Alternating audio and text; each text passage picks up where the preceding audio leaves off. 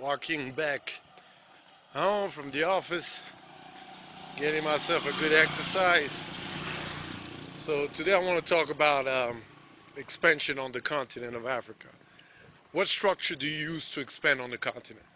And I think there's three key structure that you can use.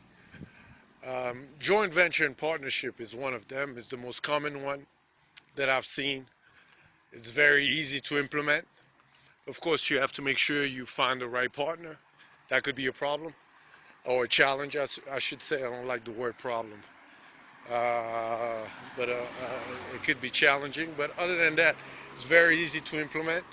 It's very easy to start the business with that, and then you can expand. Another challenge I've seen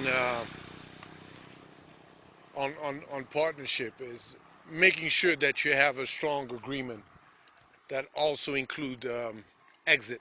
If it doesn't work out, what happened? How you separate all the different entities that you have together. And I think the best option for partnership is to separate the company instead of having one company and you put everything under one umbrella. The second strategy is acquisition.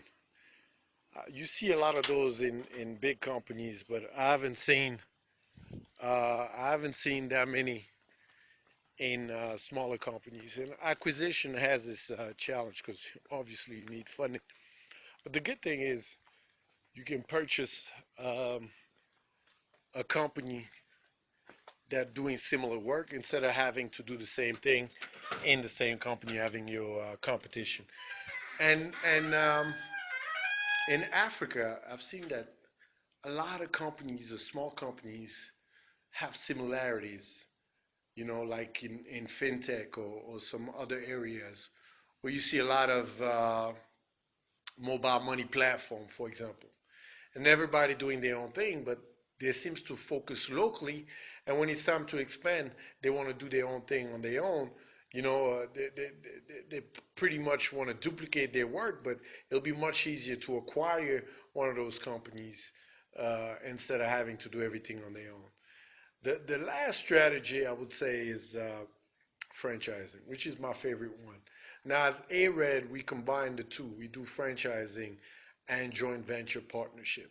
Again, you have to customize based on what country you're going in. Also, you have to customize on what approach you want to have.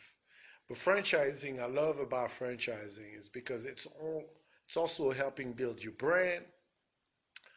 You have a hand of what that particular franchisee does.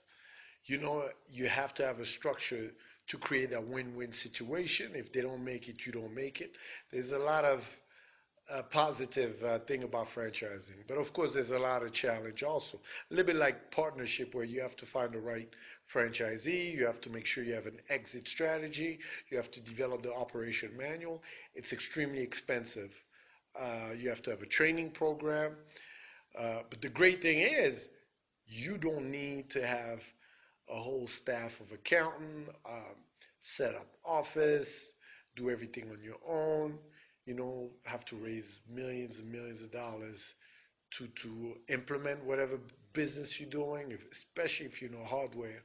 It's even more challenging because you start realizing that you have to find funding to purchase the hardware, you have to have operating costs, et cetera, et cetera. So those are the three key structure I would look at if you're planning to expand outside your particular country in Africa.